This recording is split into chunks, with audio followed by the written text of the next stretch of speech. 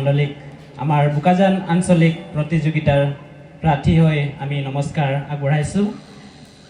আমি খ্ৰীষ্টীয় ধৰ্ম গীত কিতাপৰ 155 নম্বৰ গীতটি গাবলৈ লৈছোঁ। গীতটিৰ লেখক হৈছে তৰুণ সিং আৰু আজিজুল হক।